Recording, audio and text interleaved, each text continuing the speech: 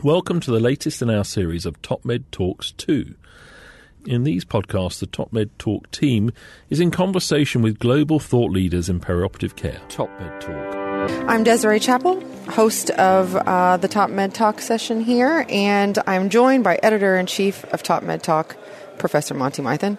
Desiree, great to be back. Hi, yes. Please introduce yourself, special guest. So I'm Hugh Montgomery. I'm a professor of intensive care medicine at UCL, and I work with Monty occasionally, and we're next door to each other in offices, so we interface on some interest, but share very different interests too. So Monty's been busy interviewing people today, and I've been busy sharing things and looking at poster sessions and so forth. So Hugh, if I may, this is the Intensive Care Society annual meeting, the state-of-the-art meeting, and you're on the board. Is it the board it's called of that society? That will do, yes. So I'm one of the team. And part of the team, we were reflecting earlier that this meeting has been a great meeting for a long time, but it's had a few bumps downwards and is really on the up and up at the hugely. moment. Yeah. But what happened there? A couple of years ago, there's a jolt of something? Yeah, I don't know, because I was the recidivist here. The youth, I suppose is what it is, came in and wanted a different sort of conference. And I suppose the truth is, intensive care had rather run out of things it could talk about. We'd done rat strangling for years, basic science, which had just not translated into anything that worked. And we were running out of those things. People were beginning to realise that process measures, quality improvement, these sorts of things, doing what we know works right, was important. And people were also fed up with having people like you and me sitting there on the stage, going on and giving our slide deck for an hour, and they wanted to interact. So the juniors were saying, we want this to be interactive. We want people to talk for 20 minutes, but then have 30 minutes of conversation. We want Twitter feeds and all that stuff. And I said, this is crazy. This is not a proper conference. And it's been massively successful. Yeah, no, it absolutely has, and it was really exciting. I was in the second session in the heart failure session, the cardiogenic shock, and it was jam-packed. You could not get into the room. I was sitting on the floor in the very, very back. And, it was just, the Twitter feed was going crazy. Lots of great questions, lots of great presentation, several great presentations. And the panel at the end was just fantastic. Yeah, Susanna Price was doing that, wasn't she? For my money, must be one of the finest cardiac physiologists in the world. And she does it hands-on, day in, day out. Yep. So you get a proper discussion about patients, not an ethereal paper-based one. Yeah, and that's what I loved about it. It was so real, and I guess you can listen to lectures, of a study after study after study, but when someone's talking about, well, this is actually the practical use of that, that's something we're really, emphatic about sharing here on TopMedTalk. But when you're at meetings like this, I think it keeps it dynamic, and it's been really great. So what was it? I wasn't there for that session, but so what was the take-home message for me as a practicing intensivist, do you think? What was she promulgating? Well, I was talking to Monty about this and sharing with him that, she... First of all, about training of the intensivists and having heart failure specialists and making sure that people were aware, because, sepsis septic shock is very different than cardiogenic shock, and sometimes cardiogenic shock, with several etiologies and all kinds of problems going on, is sometimes difficult to identify, and if you have specialists in that, it's really important. But one of the other things that I was talking about was the fact that PA catheters are kind of having a renaissance or rebirth. So I was just wondering, Hugh, when we were growing up in intensive care, there wasn't much to teach us, basically. Right. Maybe antibiotics. Yeah. If you either went then to a unit that worried a lot about the lungs, or you went to a unit that worried a lot about the circulation. I think you were lucky enough to be trained just across the water here by Ron Bradley at one stage, I think. Very much so. And the PA catheter might have been called, as opposed to Swan Guns, the Bradley catheter. Yeah. Tell us a little bit more about that, Hugh. Well, the story goes that he had, I don't know if this is true, but the story goes that he had one or other or both of them working for him as students. He'd already come up with the idea of the pulmonary artery flotation catheter as a way of measuring left atrial pressure, and created it, and they went away and patented it. So when we were there, you couldn't buy a Swan-Ganz catheter because he had his own ones made, and we had Bradley pulmonary artery flotation catheters because he was so cross. Oh my God, I had no idea. I don't know if that's true, but that's what we were all told. That's what you were told. They were certainly true. They were Bradley pulmonary artery flotation catheters. So moving quickly on from that, congratulations to Dr. Swan and Ganz. No doubt. But as I remember you telling me stories, is that part of, if I may, Ron's teaching was very much the clinical evaluation of the circulation. Absolutely, and I say this to my juniors now, and it's without question the single most important thing I've learned in my entire medical career was the way Ron taught us to clinically evaluate the circulation. And it's not that I'm particularly clever. Anyone who got taught by Ron can do this, but against any form of gold measure of stroke volume, I can be within a couple of mils. I mean, less than 1% mostly, reliably. And he taught us a system which he'd worked out for himself, and I still use it, and it's incredibly useful.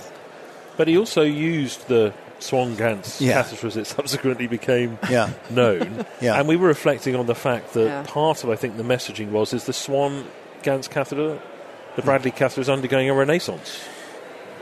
Well, if this is true, I personally have a bias in their favour.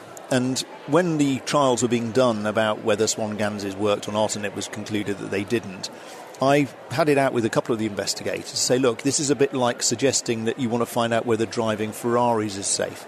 If you want to work out whether they're safe and you can get from A to B quicker, you need to teach people how to drive it, so they understand what the controls are, what happens when they do things, how to operate it best, and then they'll get there safely. But they said, no, this is a pragmatic trial. We're just going to let people run with it. Well, that's like getting a bunch of people who don't know how a car works or what the controls are. And it will end up with some getting there and some crashing. If you don't know what a West zone is and you don't know whether, tricuspid regurgitation will affect your injectate, and you don't understand, a bunch of these sorts of issues about free-flowing MR, then the answer you'll get will be a lemon and you won't know how to interpret the results. Yeah. And the trouble is now, certainly in our own unit, the number of people who understand, if you start asking for a swan and a sheath, people start getting quite twitched, actually, because they've lost the skill set. I was going to say, it's probably been lost. I mean, it's really lost favor in the last 10 years. And I think the point was not that we just start throwing them into everyone again, but, being very selective and actually considering them a lot more quickly than we may have in the last 10 years. So I don't know if you picked up on it, Hugh, and I think it may have been referred to in the session. Andy Shaw published relatively recently, I was privileged to be a co-author, a large cohort study, sort of re-challenging the Connor study about the use of PA catheters. Oh, right, okay. The hypothesis was, it's interesting to note that although the numbers dipped of the use of PA catheters, in cardiac centres they kind of divided themselves into all in or all out. Right. So they did an analysis of just under 7,000 patients, did propensity matching, and asked the question, did as much matching as they could. What were the outcomes like comparing those who stuck with the PA catheter compared to those who abandoned it?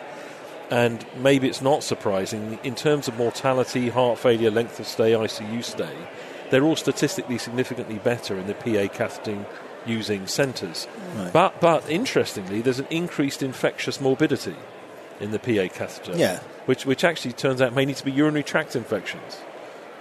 Whoa. That's the magic pixies carrying them. There are theories. There are theories they're exploring about that, about persistent use of measurement of urinary output in patients who are having their hemodynamics managed more closely. But they're working on that. So, what's your instinct? But there's no hint of harm from it. So, what's your instinct? Is that because actually using the data from a PA catheter is a better thing, or is it because when you've got people who really understand cardiac physiology are therefore confident in measuring those things that you'll get just getting better cardiac physiologists? What do you think? What I've seen is it's a bit of both. Right. Is that if you're very interested in hemodynamics, you're more interested in measuring things, and therefore maybe it's just a surrogate for better doctors, better teams. And that's going to be really hard to tease apart. But I think if you decide you want to get into using a pulmonary artery catheter well, I don't think anyone can make you do it. But if you decide to do it and do it well, you can say, well, it doesn't appear as though it hurts people. That allegation was unfounded if you use it well. Yeah, and I don't think any of us here are saying that if you've got a Monty Mythen who's a young, fit Adonis of a man sitting here with normal ventricles and normal valves and normal pulmonary arteries, that actually, one of those is right. You sort of can work out, given RV loading conditions, what the LV will be loading, and you can measure its output. But the problem for me always comes where you've got an impairment of contractility of one side or the other, and particularly on the right side. So for me, high PA pressures, some evidence of impaired RV contractility, a bit of TR, whatever it might be. I can't tell genuinely what the loading conditions of the left ventricle are accurately. And that's important if you're trying to avoid cardiogenic pulmonary edema from having high left atrial pressures or trying to optimise LV output. What's the wisdom? You're meant to keep giving them fluid challenges and see if what happens to CVP versus cardiac output when you don't know what the wedge is, and then start looking for, I don't know, for ultrasound evidence of lung water. It'd be much easier to have the swan in, I think, and getting a wedge trace. Yeah, because the catheter was originally there it's a right heart catheterization, isn't it? Correct. Then exploiting the inflation of the balloon Yes. in the correct area to have a column of blood, effectively, a manometer into the left heart. In an unvalved, so the idea, of course, is, exactly, no valves, no flow, the pressure equilibrates with that in the left atrium. But the reason it's having a renaissance is with echo, a lot more people can see there's a lot of right heart failure, a lot of tricuspid regurgitation, a lot of issues, a lot of secondary compression of the left heart. But when they walk away from the bedside and the echo goes away from the bedside with them and the nurse is left there doing the hard yards with the trainee doctor, the advantage of the indwelling monitor used well is you now have a monitor of the right heart. Yeah, it's interesting. You're just making me think then. I mean, I don't work in a cardiac centre, so I don't have to do this anymore, really. And the very rare occasions I just push it in. But having an ultrasound to look at the right ventricle as you did would not make life a lot easier. Do you remember those days of, not knowing whether it was coiling up or coming backwards and goodness knows what? Presumably you could look at it float through. When it was easy, right? Sometimes it was... But from the placement perspective, but also I don't think we thought a lot about the right heart. You may have done it where you were trained, but we regarded it very much as a sort of reservoir. Mm-hmm. The idea that right heart failure impeding left heart failure, we understood tricuspid regurgitation, high pulmonary artery pressures, but the right heart has really come into its own in the last 15 years or so. Well, I mean, there is a book I would commend. So Ron Bradley, who did all this work, he was the first person to catheterise a right heart. So he's the first person to put in a large venous cannula. And you can always tell people who were taught by him because the technique was one he just sort of worked out from an anatomy book. And we put them in a way that people would think was completely weird, with a vertical approach at 90 degrees to the skin surface and so forth. Because that's how he did it. So that's how we were taught. So he wrote a book, having done all his studies of human cardiac physiology. It's called Studies in Acute Heart Failure. And I'm sure it's possible to get hold of copies of it. And it's certainly the best discussion of cardiac physiology I've ever read. And it's pertinent to humans. And he describes 5 classes of what you would call heart failure, several of which aren't, for instance. So... beautiful book, well worth reading if you can get hold of a copy. Studies in Acute Heart Failure by Ron Bradley. And he used to plot the Starling curves from his assessments of RV and LV, and he made a little handheld computer. This was even in the 80s. I was going to say, when was this? This was even in the 80s, and it would plot the two. It would show you the RV curve and the LV curve, and you could look at the relationship between the two. It would help guide you with how much filling would get you how much increased output. And if the intercepts were too low for stroke work, he would say, well, this one's not going to do. And you'd say, but she's young and I want to really go. He said, you can if you like, but she's going to die. And he was always right. Yeah. Extraordinary man. Yeah, that is really interesting. So I was in a nutrition... Oh, so is there anything else in the heart one? Because Well, they talked a little bit about some echo, and the big takeaway, another big takeaway was to befriend your cardiologist and and work collaboratively as a team. And slightly more subspecialised units in certain places. Which many places can't deliver. Yeah. But where you do have bigger and bigger units, some of us are thinking we should perhaps look at the... a bit more like the US model where we segment it up into the subspecialist areas. And I usually ring Susanna. So when I've got a really tricky cardiac thing in a district general hospital and I'm thinking this is just a bit too complicated for me, I ring Susanna to discuss it, and without question she says, why don't I just come up this evening? And you get a really... That's the thing for me. You don't have to move the patient. You can serve the expert. So the takeaway message from the session is... phone a friend. Ring Susanna. Know when to do that. Actually, Susanna, there were a lot of... I know. You're going to get giving your number out. Couple of phone calls. He's writing it all over the exhibition hall here. Another question that you got that we were hearing a lot was that where are the networks for this? And a lot of people said, well, I just phone a friend. Well, we really ought to formalise this in medicine so much. We've got this fixation with the fact we move a patient to a specialist centre, and if we could just help fund that to make it easy for someone to come and give the opinion, it could save so much grief. Because very often you're doing the best thing you can, and sometimes the answer just requires the intellect. Right. And we had that in the opening session at that final bit, the organophosphate. I know we keep coming back to that, but they did a fantastic job, and then they phoned a friend. They did. Yeah. Absolutely. Yeah, and they said, no, you can keep the patient there. Which he did very, very well. He did. Said, you're doing just great. You're doing just great, but here's what you should think about. And I absolutely agree with that. So if I may, I was in the nutrition session. So what was the takeaway there, Monty? Fantastic session. Yeah. Really, really interesting. One takeaway is... having a takeaway in a nutrition session. I don't know how to express this very well. Takeaway. I felt very reassured that the little I think I know about nutrition is about on the money. Yeah, because we still don't know. We still don't know. We're still, protein is not the end-all, be-all. 20, 25 years ago, we were playing with metabolic carts. We were trying to measure with indirect calorimetry energy levels and matching feed to it. Yeah. It's never really got traction. That was reflected on the first excellent talk to say, although it's in the guidelines, it happens very, very rarely. And then we got into the whole issue about protein and protein feeding, and then we got into some of your work with Zudin, etc., which you can probably tell us a little bit about if the body doesn't want to use it, then you probably can't do much to force it. My big takeaway message, which I wrote down, which was reassuring in one way, is when it comes to protein, early on, don't worry too much about it. Yeah. But then go more at some stage, and then go way more. I think I didn't get a chance to ask is how do you judge when you get to the more and the way more points? And I've got no idea how. I don't think you can. I don't think you can. So I mean, this is an evidence-free zone largely. So what I should tell you is my innate bias and opinion, which is probably has some evidence behind it, but it certainly isn't truth. When you are proper sick, you have no appetite. Your body is saying, do not feed me. It's not that necessarily you feel nauseated, you're just going, I really, really don't fancy eating at all. It looks very much as if there's good reason. Now, teleologically, there would be. Right? If you get proper sick, you don't want to have to be starting to stagger around the countryside in search of some bird you can shoot with a bow and arrow, because you're going to get eaten by the saber-toothed tiger. What you're going to need to do is sit still. You're going to have to change your metabolism to say, I'm not able to eat now, I'm not able to exercise, I'm not out doing stuff, so I'm going to have to change the way I function metabolically. And you're going to have to try and optimise it for the bad thing you're likely to have got, which is unlikely to have just been straight hemorrhage, it's likely to be infected. So to cut a very long story short, there are good data to suggest that you can't use the fuel that you're given. And we are giving people energy-dense foods into neck veins or into their stomachs through nasogastric tubes, and we're using a lot of fat to do that because we can't give people hypertonic glucose for all sorts of very, very obvious reasons. It turns out from the studies we've been doing, led by Zudin Puthacheri, whose work this is, shows that you can't do that beta oxidation. You can't use that fat.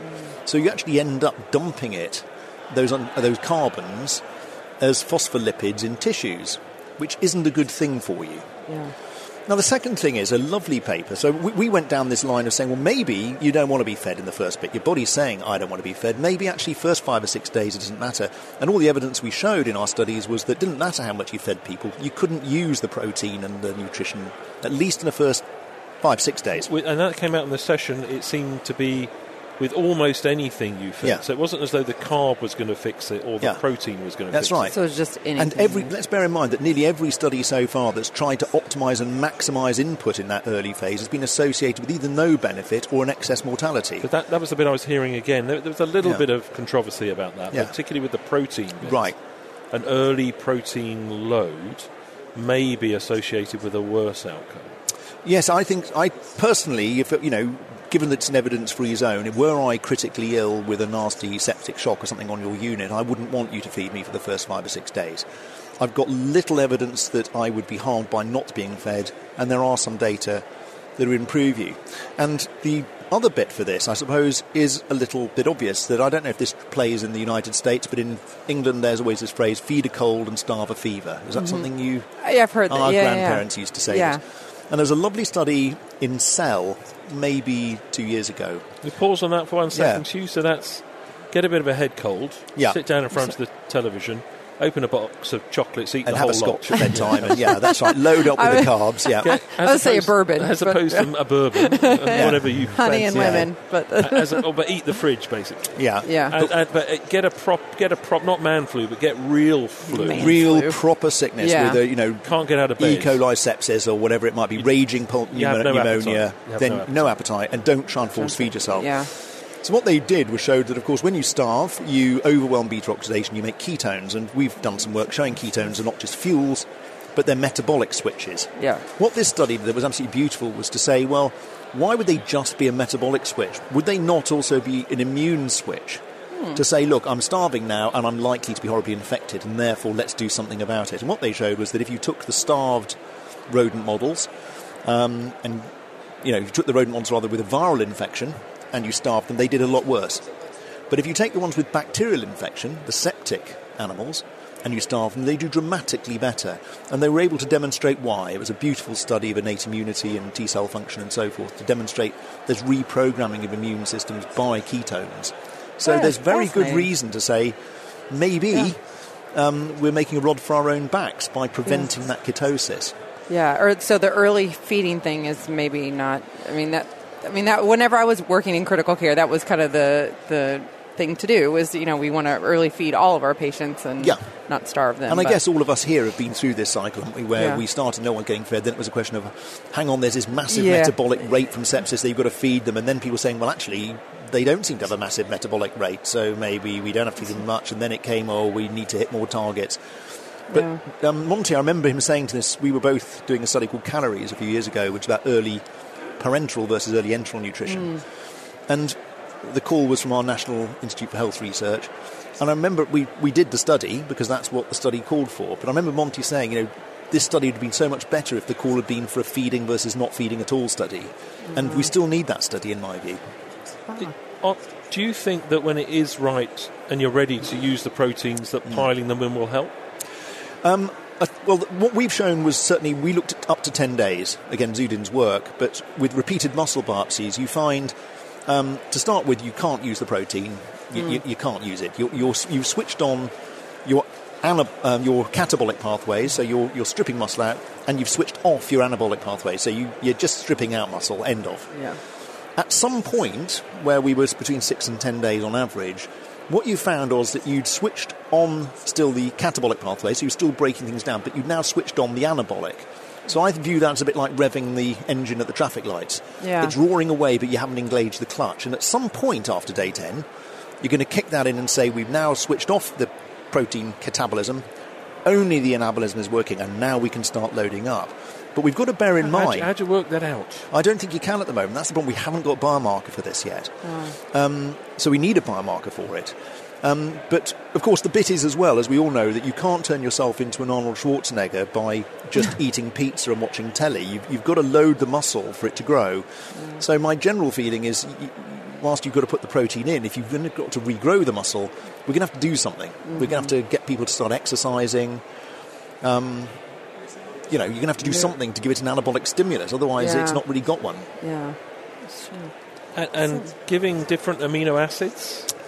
Yeah, it's interesting. So, again, I think... There's some very clever diagrams. I sort of remembered some of the pathways, but where the different amino acids can come into the energy pathways at different points, and therefore there might be a route in. Well, it's true, and it's not just a question of whether they're energy pathways either. So, as you know, Monty and I worked on the Extreme Everest programme of work, where we were looking at the impacts of hypoxia, and one of the things we found was that at high altitude you lose a lot of muscle, and part of that is through hypoxia-inducible factor signalling, which is a transcription factor, which is a programmed way of switching off muscle growth, which makes a lot of sense when there ain't much substrate around. Right. Interestingly, we find exactly the same thing in the critically ill patients. So it's not, as far as we can tell, that they're hypoxic. So unless there's microvascular problems, the oxygen tensions in the blood and the oxygen carriage and the cardiac outputs, things were all fine, but HIF was switched on, as if they were hypoxic. And of course, HIF is switched on. What's HIF? Sorry, hypoxia-inducible factor, this transcription factor that's normally switched on by low oxygen levels. It is switched on by cytokines, and it is switched on by lactate. And I think HIF is misnamed. I think it's a bit like tumour necrosis factor. The problem is you give things a label and you think, oh, that's something to do with hypoxia. I would call HIF metabolic regulatory factor or something of that ilk, because I think what you're doing is using the same system when you're critically ill to regulate the metabolic function downstream. Now, bring you back to your branch chain amino acids and so forth, there was a study that looked at this in muscle wasting at altitude. It wasn't our own group. Where they use branch chain amino acids as an anabolic stimulus to get in. There are lots of reasons why that might work. Where do we get those in foods? Where do we get branch chain? Now you're really testing me. I can't remember where you get your branch chain amino acids from. But we're getting them every day of the week, or you have to... No, you aren't getting them every day of the week. Yeah. But I'd have to look that up. Thank you, Monty. Sorry about that. No, it's fine. I wouldn't have asked if I Can someone mark this down? Yeah. At least you didn't know. But certainly the supplements of branch chain amino acids. Finton will know. Oh, Finton, what does branch chain amino acids? What foods are high in branch chain amino acids? What foods are high in branch chain amino acids? Look it up, Finton. Okay. We'll pretend we know in a second. We can have this cut in. But I suppose the question still comes, if your body is doing this in a programmed, systematic way, do you want to short-circuit and get round it? You probably don't. Yeah. I think your body's telling you that this is not some random breakdown. This is a structured process that it's doing for its own benefit. So, tens of thousands of years of adaptive progress to this point. Yes. And we should digress very slightly, but I don't know if you saw... DeepMind Health's, well, actually, it wasn't Health, it was DeepMind's beautiful paper on computer science and evolution. Did you? I missed that one. Okay. Desiree might have. I was just going to say no, just talking about billions of years to produce an optimised solution. What they did was set an artificial intelligence system to try to work out, to learn, uneducated, if it could work out where it was in three-dimensional space. And they let it run and work out the best solution for itself and tested it to say, well, now this is, we'll give you a situation in which you find yourself, and it could accurately work out where it was and what the optimum route to get from one place to another was and so forth. The really fascinating thing was that when they looked at the architecture that it had come up with, it had come up with a sort of tessellated pyramidal structure, as it were, that was identical to that you find in the hippocampus in humans, which positions us. So the computer, with a massive amount of firepower, has come up with the optimal solution, which has taken billions of years of evolution, 540 of multi-celled life, several 100,000 years of Homo sapiens to get to. Yeah. So I guess your point is well made, Monty, that sometimes thinking we know better than that length of evolution, saying, I'm not feeding you right now, maybe we should listen a bit more sometimes. Yeah. That's been a huge takeaway for me in the last year, just listening to these conversations that we have, is that sometimes the intervention is not actually what needs to happen. A lot of that on Twitter recently from the old guard in intensive care is that less is more. Yeah. Well, is that not true? Doing the least possible is given what you and I were doing, we were transfusing people up to hemoglobins of 140 grams because it was good for oxygen delivery. We were filling their right sides. We were... giving them lots of sedation. We're giving this magic medicine, midazolam, by the bucket load. High peak. Yeah. Oh, yeah, I was great at getting 12, 14 mils per kilo. Yeah. Your session, Hugh. Yeah, so I suppose this afternoon, while you were at that one, I was judging posters. And the poster I was judging was humanizing intensive care. And I was reflecting on the fact that, as we were saying earlier on, that would never have made it into a big society meeting 10 years ago, because it would have been rat strangling and molecular biology. And it was absolutely fantastic, some of the stuff that people are doing. So essentially we all recognise that if you look at what we do to patients, it fits the ideal way to break them. So if you look at any manual ever written about torture, there are usually 20 core elements, and we do every single one of them on intensive care. And we just say, look, we're not trying to hurt you, but you just got to suck it up, right? This is all part of you getting better. Yeah. And we haven't really thought about the ride. Some people are listening and think that's a bit harsh, but that has been described repeatedly in the literature, hasn't it? I mean, we learned something about it fairly recently. We've just gone... it doesn't mean they were deliberately trying to torture people. No. It's just by default.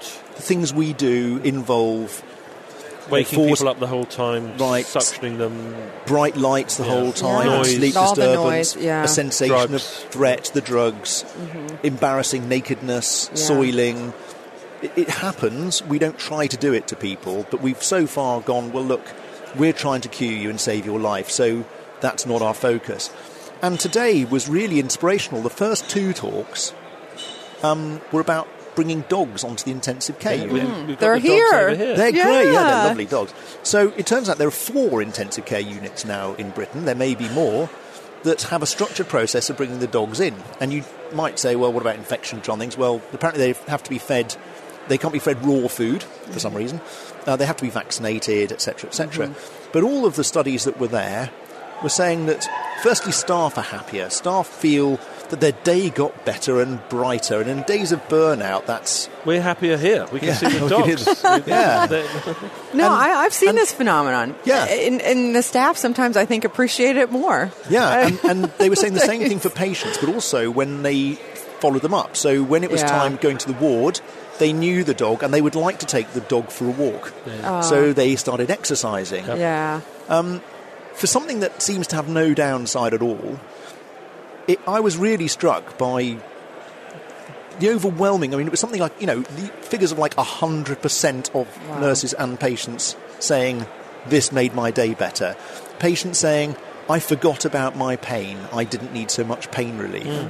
It gave me a reason to get out of hospital again to see my own dog, these sorts of things. So I was really impressed with that. And I was really impressed with... one hospital that managed to get the money for a liaison nurse whose job it was just to be the one anchor point 9 till 5 every day for relatives. So they didn't substitute for doctors and nurses talking. They just listened in, but they were the one person. They had great feedback for people saying, you were the one person I could scream and shout at and cry and get upset with, and then I could calm down and see things differently. And it reminded me of the old days of our senior registrars in England, where we had a sort of extra supernumerary person who was there most of the time, who knew the patient, who could establish longer-term relationships. Hugh, the liaison nurse, was it one nurse per shift? Or no, it was one person. So they raised the money half-funded through the organ donation funds to say they'll deal with that, and they raised the other half in the trust. And it was 9 till 5, not weekends, but they'd like to expand it. And universally well received by patients and relatives. So, and I could see, I'm of an age where I have friends and family who are getting poorly, and one of their constant frustrations is the fact that they're always seeing a different doctor tomorrow, or a different nurse tomorrow, or a different someone else tomorrow, and there's no continuity for them. And this seemed to solve that problem a little. So those were the big high points for me in that session, and I was just really encouraged to see really enthusiastic people wanting to make their ITU a better place. Excellent. I love that. I mean, I love the fact that, one, just the topics that you discussed are really cool. And I mean, I think for us who did ICU for a long time, or in critical care or surgery or whatever we're doing, it's not that we, are even consciously aware of what we're doing to people. I mean, I never even thought about that, other than whenever you would have a family member say, it's so loud, or can you quiet it down? But just the fact that we're starting to think that way and trying to do interventions for that, it's really wonderful. There was one other I should mention too about communication. So, I mean, I try my very best to talk to patients and to hear what they have to say, but often the communication is hard. They can't talk. You get and you do. Gotta go. Yeah, well, I'll pop back and talk to you later. Monty will stay behind, and you just have to move, and that leaves everyone unsatisfied. So, this was an iPad app with symbols that you could point to that would turn into words and so forth. So they allowed patients the ease to communicate the things that were concerning them. And some of them, I'll ask you, some of them were quite interesting. So what do you think was persistently the 2 sort of highest complaints about wellness? People that said, I'm feeling... pain? No, it wasn't, oddly enough, but keep going. Because I wouldn't have thought of these 2. Sleep disturbance? Well, the ones of symptoms themselves were, I'm feeling hot. Okay. So thermoregulation. And we're not allowed fans in Britain because they're meant to spread germs. So we're letting people unable to thermoregulate. And the other was, my mouth is dry. We talk about 50%. Which is the National for Anaesthesia. That's number 1. Is that right? They do the National Service for Anaesthesia. And what I was it used to be pain and nausea, and it's been trumped now. It's thirst.